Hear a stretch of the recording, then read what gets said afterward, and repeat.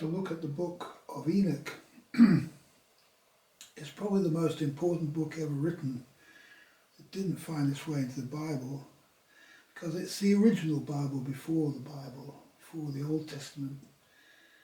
And it had the real, true story about the why of it all. Not just like what happened, the why.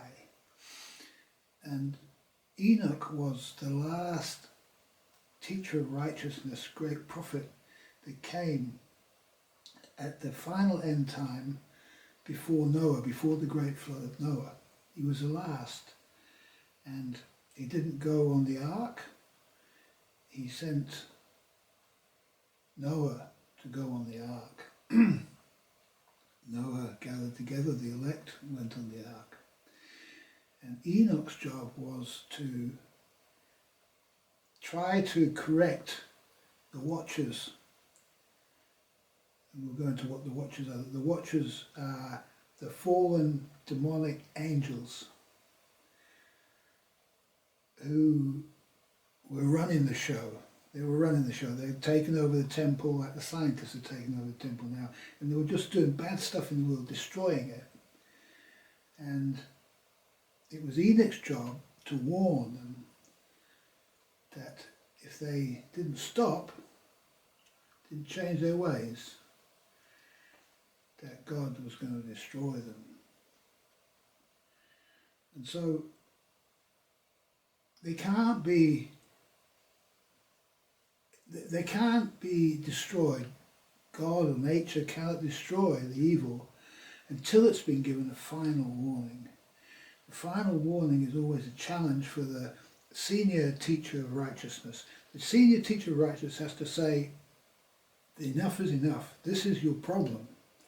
And if the teacher of righteousness tells them what the problem is, that's the end of it, because he has a special power of his word, is a special powerful word that then God can execute the judgment upon the damned, the souls of the damned. Okay. So Enoch was given a vision where he was taken into heaven, and he was shown many things and told that he had to do this stuff with the watchers, then go back into another vision, have another vision, and meet God again, talk some more. And he was led through the process of the end times, before the flood of Noah. And the watchers fell on Mount, I keep on getting mixed up, Mount Hebron or Hermon, Mount Hermon. And it's interesting because it could be one or the other, it could be either one, we don't know really, because Hermon and Hebron is a very similar word. And the cave of treasures and the grave of Adam, supposedly Adam and Eve, Abraham, Sarah, all this stuff, supposedly near Mount Hebron. But the grave of Adam is supposedly at the Temple Mount at Jerusalem. And it was taken from the cave of treasures to the Temple Mount. And so it could be taken, and I think they were close to where the watchers were. They must have been close to where the watchers were. The watchers fell on Mount Hermon. So there's a real history to this, but it's such a long time ago, the Great Flood of Deucalion, or the Great Flood. It's written about by many writings of the ancient ones. And so this is what we have, this is the best teachings that come from that time, because this was preserved, especially, it's a long time to preserve, so it's surprising it still exists, this writing. But it's been translated, it's been moved and brought through, preserved. I think this came out of the Jesuit library, something like that, I don't know. The Catholic Church had the job of preserving a lot of this stuff, even though it was destroying everything, it was still wanted to gather all of the hidden wisdom, study it. Oops.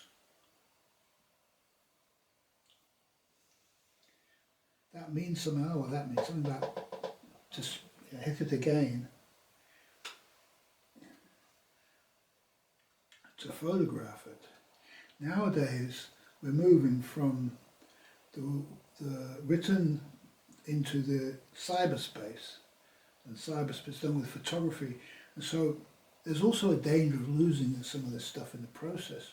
And so I don't know about all the PDFs, but probably YouTube, because it's so valuable, it's probably the most valuable treasure trove of information on the internet, that I think it will be looked after sufficiently so that whatever's on YouTube will actually be preserved. So I think it's very important to preserve this particular book. This particular book is the most important book to preserve of all the ancient writings. That's how strongly I feel about it. And so I've gone to the trouble of putting it into a good form here and including it on all my operating systems that go out. So whenever I create an operating system USB stick, it automatically gets copied onto there under the Adam folder. So if anybody finds one of those things, it's in the Adam folder. If you find any of my computers that have USB sticks in them, don't use those USB sticks for anything else except what they're intended for. The computers would have to have the USB stick to run. Anyway, to get back to Enoch. Okay. Now,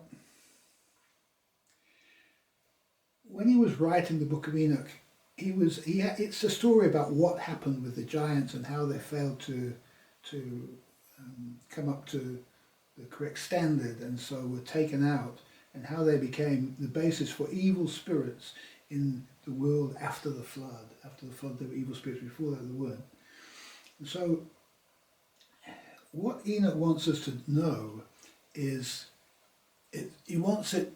this whole book needs to be read by future generations, way in the distant future. He knows this. He knows it's not until this time and other times in the future that this writing is for. It's so great, this writing, that God doesn't give this writing again. He kind of, if we don't look after this writing, we're going to lose it, because God gave this in a very, very, very great revelation, because this was the greatest revelation that God ever gave to man, right at the end of time, the final thing before the great flood.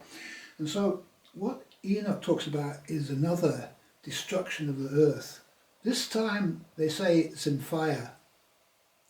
And we see that, Hiroshima, if you were living in Hiroshima, that was it. That was the destruction of the world by fire. And so we can see that this could well apply in different times for different peoples, depending on when things happen to them. It might be for the Japanese in that time, and then, the English might get it some other time, the Americans at some other time. The Syrians, what about them? Afghanistan, Iraq, Germany. Okay, so it's not for this generation, it's for a remote one. And it's of concern to the elect. So this is only for the elect of God to understand this book. This book is written for the benefit of the elect of God. Okay, and the elect are those people that God has brought out of their darkness, uncovered the veil from their eyes, and revealed himself to them, given them their second birth, and told them that they are the saints and they are part of his great church, the universal church, the one that has no organization, that just is unique to every individual in it, knows it from their own knowledge, from their own, they used to call it gnosis, from their own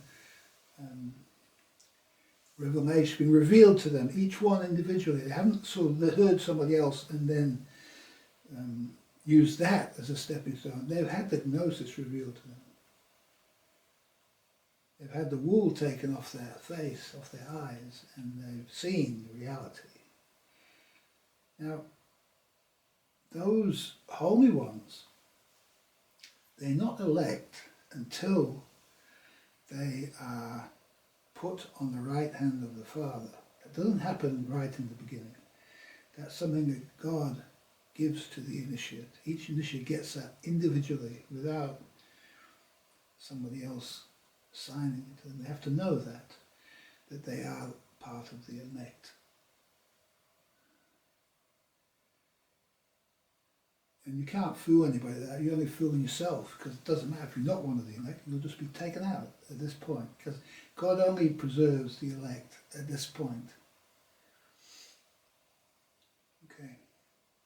So it says, and the eternal God will tread upon the earth, even on Mount Sinai, and appear in the strength of his might from the heaven of heavens. Now, you have to realize that the heavens are not separate from the earth. They're just a higher level of consciousness that the angels possess. And the angels are all of the elect. That's who they are. They've been made into angels. They've been given different grades, and they've been advanced on the spiritual journey, so that there's now, at any one time in the world, there's a hierarchy of angels. And as the highest angel dies, so another angel takes their place. And it just goes on and on forever, like an elevator, you know, going up and up and up and then dropping off at the top, yeah? It's just like that. So it's not like you're only here. The older you are, the chances are that you're going to be further along the elevator than anybody else. The young person. It's not impossible for the young person, if they start early, it's not impossible. Yet they can't have the life experiences of the elder. And so it's unlikely that anybody who's not an elder will be part of the highest angelic hierarchy. Yet the elect may be smaller angels, yeah, smaller ones, just beginning. So there's a range of the elect, and depending on their obedience, once they're elect, they're elect. They are made into angels. Okay. And all shall be smitten with fear, and the watchers shall quake. Now, the watchers are angels who have fallen out not doing their job anymore. That's basically all it is. And so if you're an angel, you have responsibilities. You have to watch over humanity, over the animals, make sure that you do your job. If there's any job you need to be doing to help the animals, you need to do that. And you need to make sure you don't mess up the garden. You need to know all the laws about not messing up the garden. And you've got to not be attracted to fallen womanhood, because angels can only partner with angels, and they become one. They become divine couples and twin flames in the end. And so, like this here, they burn together. You know? And so God has provided angels with angel companions, but he hasn't provided angels with female women companions. Now, femaleness is as a male and female, yet men and women, gentlemen and ladies, are an angelic version of men and women. Men and women, the generic man and woman is just a human. You know, they don't know nothing about heaven or earth, don't know anything about God. Because God separates us. Well, I won't have anything to do with you. I will not know you. That's what God says to these, because they're not ready. And it's only when God says, okay, this one's ready now, that God reveals himself to the initiate. No one could do it for the initiate. No one could tell you. No one can make you, baptize you into God when you weren't in God. God has to do that. Then you can say, okay, now I know. Now God says to you, now baptize yourself. Yeah? So then you know, well, I've got to get baptized. You might say that many times. Or whatever God says to you, you have to do it. You basically have to walk in the will of God, not your own will. As soon as God takes the veil off your eyes, you're his. You have to become first a servant of God, then a slave of God, and finally a prisoner of God. This is from the words of Paul. And this is what the three crosses kind of symbolize. And the high priest, if you like, has all three crosses, and the lower ones just have the one cross. If you've got a cross on your neck, that means you're nothing. If you're wearing a cross, that's to get it. It's no. Cross means no on the neck.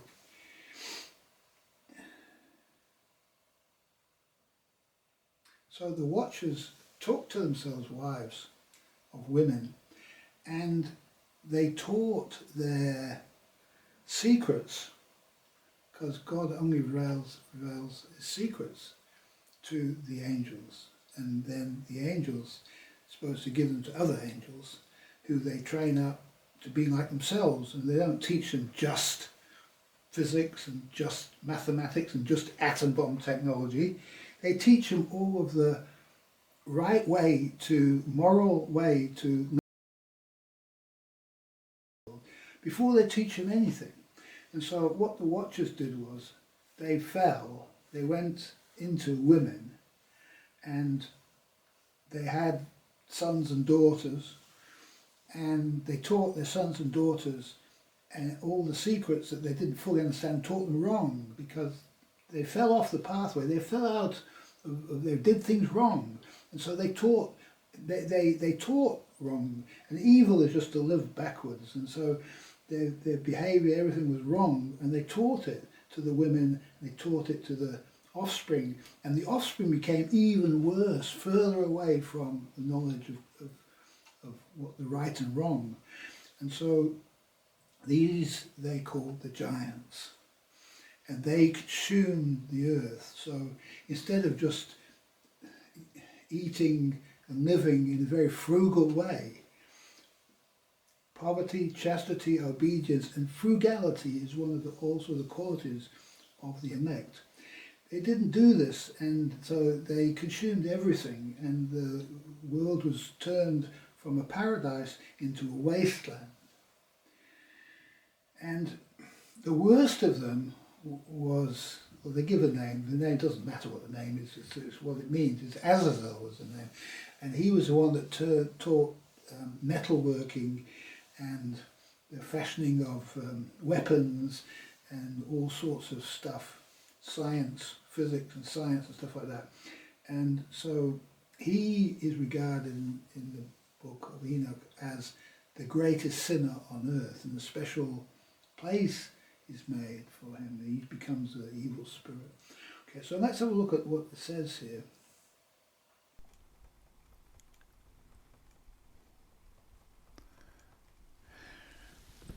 Introduction.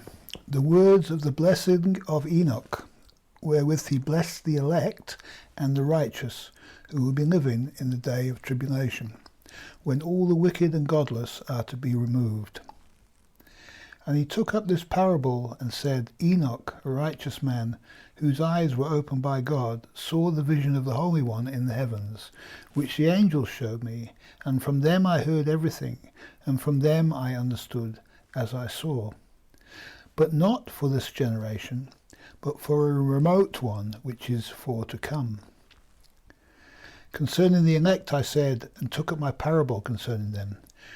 The Holy Great One will come forth from his dwelling, and the eternal God will tread upon the earth, even on the holy mountain, and appear from his camp, and appear in the strength of his might from the heaven of heavens. And all shall be smitten with fear, and the watchers shall quake. And great fear and trembling shall seize them unto the ends of the earth. And the high mountains shall be shaken, and the high hills shall be made low, and shall melt like wax before the flame, and the earth shall be wholly rent in sunder, and all that is upon the earth shall perish. And there shall be a judgment upon all men.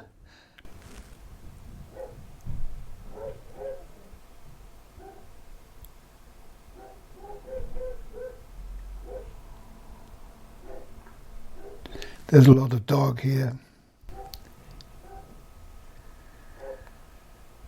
There's more dog than I've ever had on any video. The judgment, the final judgment upon all men.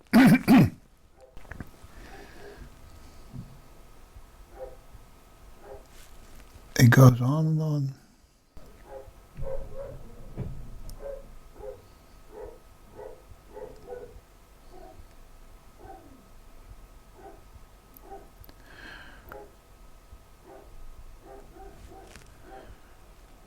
Never ends.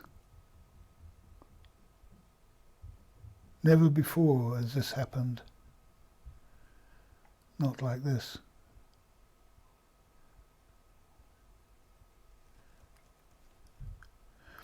But with the righteous he will make peace, and will protect the elect, and mercy shall be upon them, and they shall all belong to God. They shall be prospered, and they shall all be blessed, and he will help them all, and light shall appear unto them, and he will make peace with them.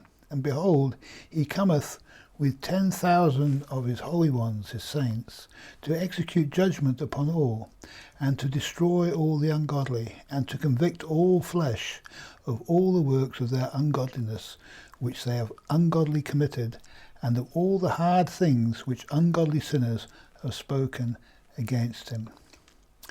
Okay, that's the first bit. But with the righteous he will make peace and will protect the elect. So we know what the elect is now, we know what the judgment's all about. And they shall all belong to God, and they shall be prospered.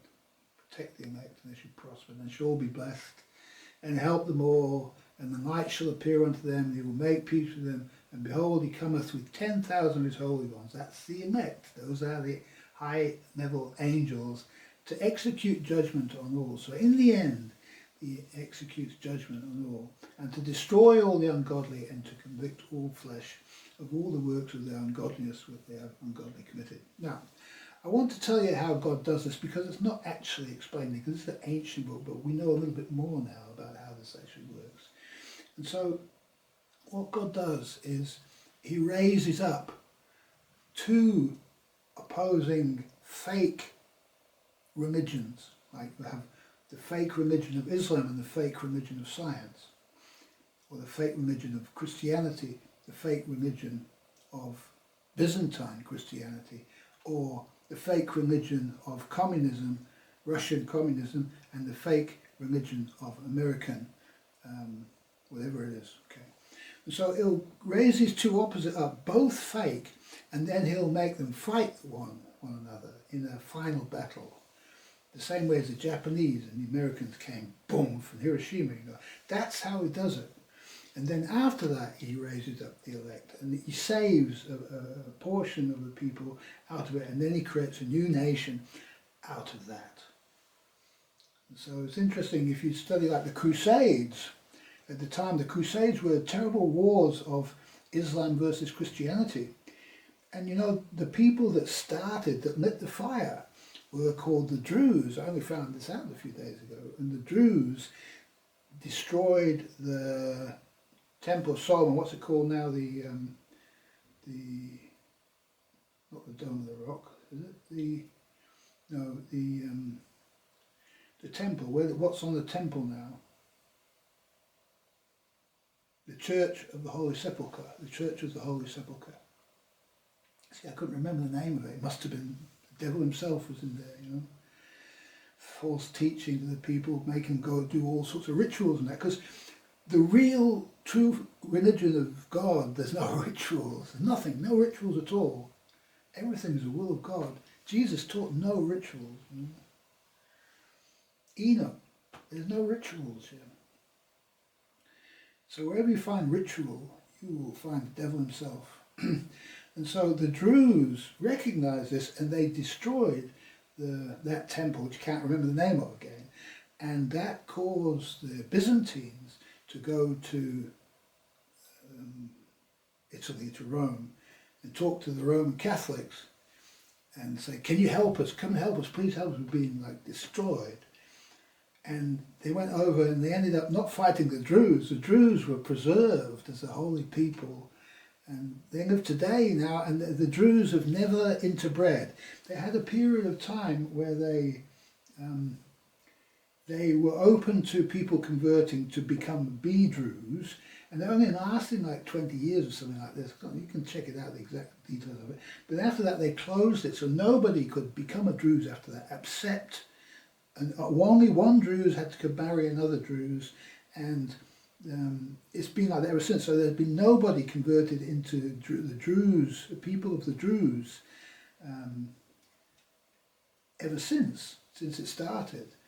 And there's now 1 million Druze throughout the world, all over the world, the Druze that live. Not the Jews, the Druze. D-R-E-W-S, I think. And these people have, for 1,000 years, never married outside of their own spiritual religion. And I had a look at their religion, and it's exactly the same as what I would say would be the right thing. It's similar to Theosophy, which says it's the truth that matters, and all the writings from the true masters are true. And it's necessary to walk the walk and be in the will of God, and there is only one God, and that sort of thing. And all of the gods, like the angels, actually they're all men. You know? And so it's interesting that I find this, but this came at the last great Armageddon of huge empire clash of Christianity versus Islam, because it wasn't like real Islam at that time. It was at the turn of the Millennium, 1000 AD. It's easy to remember that, 1000 AD. The Crusades started about then, and the Druze did their thing. The Druze started about then, and the Islam Islam originated through Muhammad, who was actually living in the Holy Land about 600, something like that time around. But by the 1000 AD, the Turks, which were like, they came from the Khazar area, and the Turkey and the Asian steppes and that, they migrated into the Arabian Peninsula and sort of adopted a different kind of Islam, Sunni Islam I think it was called. And they were the ones who were occupying that area and stopping the Christians from getting in. And so they were the ones that ended up fighting that false religion against the Christian religion to destroy all that stuff. And the Druze still inhabit the whole, and I think most Druze are in Syria now, yeah. And they hold the most high positions of any religion in Syrian affairs. So they're not the most, but most per capita of religion. So in other words, their people are generally more advanced at the highest level than the other religions. Interesting, isn't it? Okay, so I'm kind of digressing here, but I think I need to do that. So we have a little introduction to the Book of Enoch, and I think it's important to keep each piece short and have a number of chapters of this Book of Enoch, because it is important, and that way I can do more justice than if I wear myself out trying to do the whole book at once. I am going to put all of the words of the Book of Enoch, so you can actually read all the detail of it as so you can stop the screen and look up the words on the screen. I'm going to be talking about how to understand it properly, and so that you know that people like myself, very highly studied of all the books of religion, all books of science, I've studied everything, that somebody of my caliber thinks that this book is the most important book in the world. I want you to know that, because that might encourage you to actually pay more attention to it than if you just found it and said, oh yeah, it's a book, you know, like this. This is like the I Ching. It's necessary to know about it and to keep coming back to it over and over again. And there are other books like that too, one or two, not many. The Book of Adam and Eve, things like that. The creation. The Gospel of Thomas is also important to come back to, and so on. So, this is the first of the great books that I'm going to be covering, and thanks for watching. I'll see you next chapter.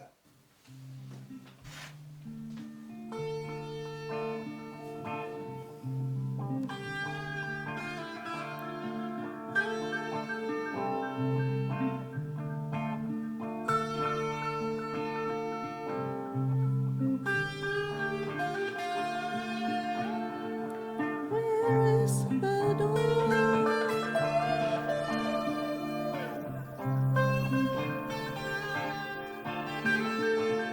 Where is the door?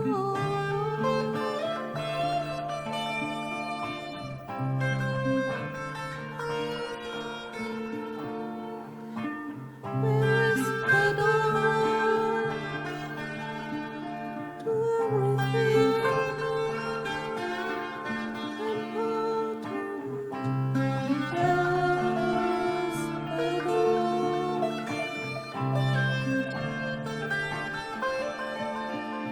Where is the door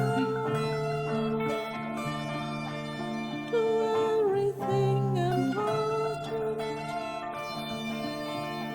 Where is the door to hear our innocent cry? Where is the door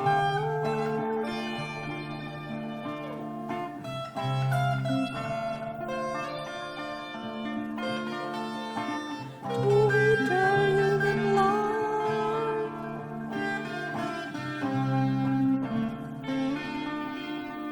Where is the door?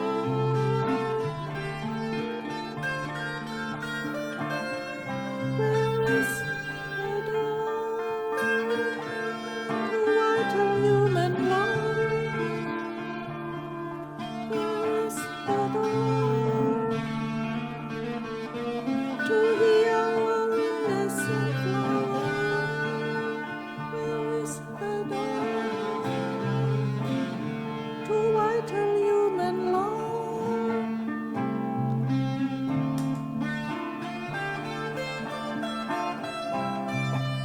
Where is the door to everything important? Where is the door to hear our innocent flower? Where is the door to vital human love? Where is the door